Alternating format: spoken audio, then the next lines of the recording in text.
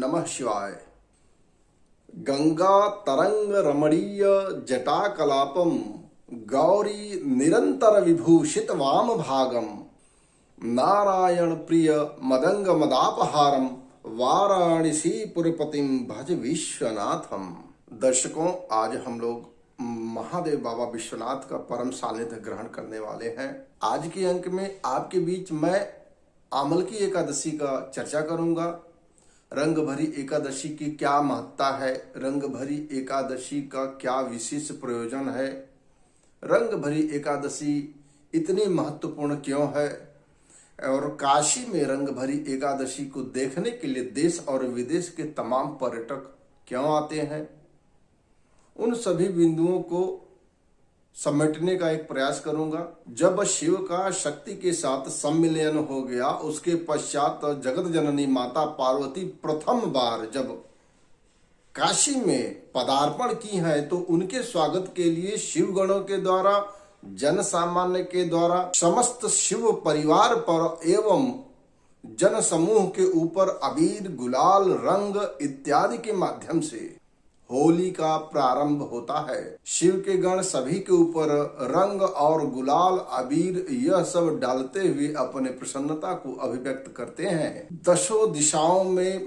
महादेव का हर हर महादेव का उद्घोष गुंजायमान होता है। मांगलिक गीतों के मधुर ध्वनियों के मध्य माँ सरस्वती का प्राकट्य होता है और वह जगदम्बा के प्रति अपनी भावनाओं को व्यक्त करती हैं। बाबा विश्वनाथ का समय समय पर अनेक महापुरुषों ने सानिध्य प्राप्त किया और अपनी भक्ति तथा सेवाएं प्रदान की।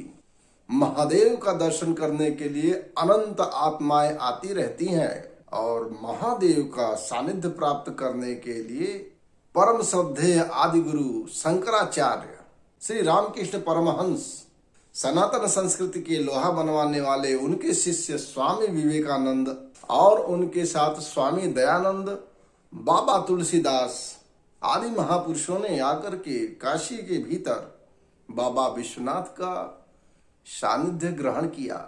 महादेव सबको शरण देते हैं। अनेक वर्षों की भांति प्रतिवर्ष फाल्गुन मास के शुक्ल पक्ष के एकादशी की तिथि को आमल की एकादशी को मनाया जाता है और इस आमल की एकादशी, जिसे आंवले की एकादशी भी कहा जाता है, रंग भरी एकादशी के नाम से जगत विख्यात है।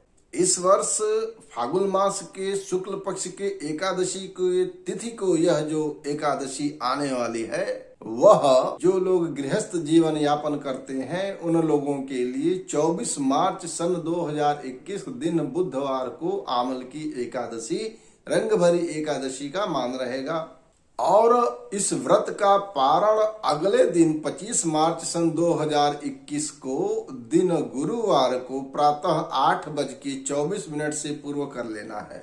वहीं पर वैष्णव और साधु संत सन्यासियों के लिए रंग भरी एकादशी का मान एक दिन पश्चात अर्थात 25 मार्च सन 2021 दिन गुरुवार को रंग भरी एकादशी के शुभ अवसर पर शुभ मुहूर्त में बाबा विश्वनाथ जी का विधिवत श्रृंगार होता है।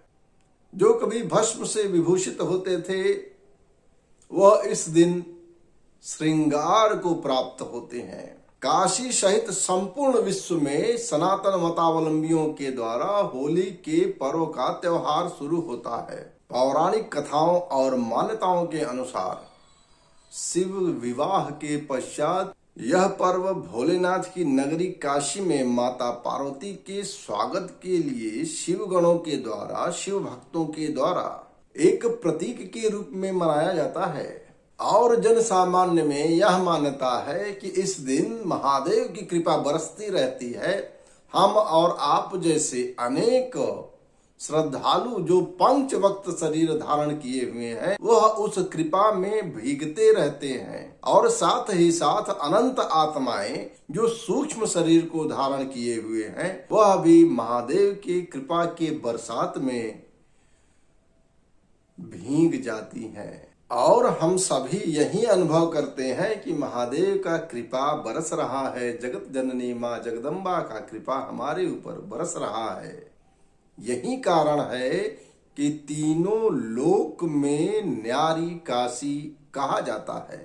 विशेष बात यह है कि बाबा विश्वनाथ जी काशी विश्वनाथ अपने सपरिवार के साथ जन सामान्य के मध्य में जाकर के दर्शन तो देते ही हैं, श्रद्धालुओं को नाना प्रकार का आशीर्वाद बांटते हैं। बाबा जब पालकी पर सवार होकर के जन सामान्य के बीच में निकलते हैं तो अबीर गुलाल रंग इतने उड़ते हैं, सारे भेदभाव मिट जाते हैं और शिव शक्ति की उपासना नवधा भक्ति के माध्यम से संपन्न होती है। विशेषतः संगीत, नृत्य, कीर्तन, नाम स्मरण, जय जयकार, महादेव का उद्घोष संपूर्ण दिशाओं में दिखाई देता है और सुनाई देता है, जिसे देखने के लिए विदेशी पर्यटक भी आते हैं।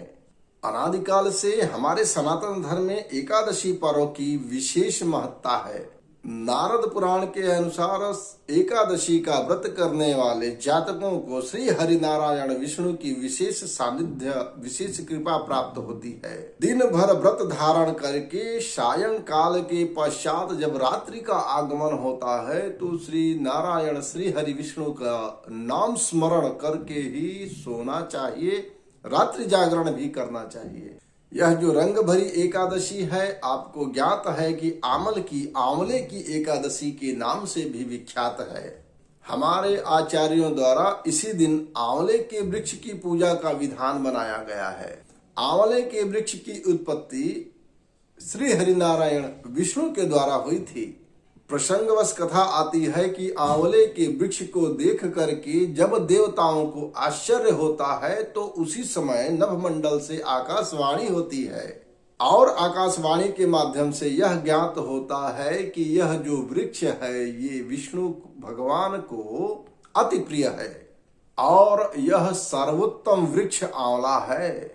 आंवले के वृक्ष की महिमा के बारे में कहा गया है कि मात्र इस वृक्ष का स्मरण करने से गौदान के पुण्य के बराबर पुण्य मिलता है और यदि आंवले के वृक्ष को हम स्पर्श करते हैं तो हमारे पाप नष्ट हो जाते हैं। और खाने की तो बात ही छोड़ दीजिए, त्रिफला नामक अद्भुत औषधि के निर्माण में आंवले की विशेष महत्ता है, यह जगत विख्यात है। इस रंग भरी एकादशी में सारे भेदभाव को त्यागते हुए बाबा विश्वनाथ का, जगत जननी माँ जगदम्बा का शरण ग्रहण करना है और उनकी विशेष कृपा प्राप्त करने के लिए रात्रि का जागरण करते हुए महादेव के मंत्र का आप जप कर सकते हैं। रंग भरी एकादशी शिव का आशीर्वाद देता है, आंवल की एकादशी विष्णु का आशीर्वाद देता है। दोनों एक ही दिन है, एक ही नाम है, इसलिए आपको सारे देवों का आशीर्वाद मिलता है। यदि आप आंवल की एकादशी को, रंग भरी एकादशी को व्रत नहीं भी करते हैं तो भी शिव का सानिध्य अवश्य ग्रहण करिए, प्रातः काल उनका दर्शन करिए। जब भी आपको समय मिले उस दिन आप शिव का दर्शन करिए। अपने ध्यान में अंतर्दृष्टि के माध्यम से करिए अथवा बहिर्दृष्टि के माध्यम से शिवाला में जाकर के करिए, कोई फर्क नहीं पड़ता है। क्या फर्क पड़ता है? यह अंक आपको कैसा लगा कमेंट करके बताइएगा। इसी तरह से मैं वीडियोस बनाता रहता हूं। यदि आप मेरे इस चैनल पर नए आए हैं तो फटाफट इसको सब्सक्राइब कर लीजिए। जो घंटे का निशान है उसको आप दबा दीजिए, जिससे कि भविष्य में मेरे जो भी वीडियोस आए सबसे पहले नोटिफिकेशन आपके पास पहुंच जाए। बहुत बहुत धन्यवाद।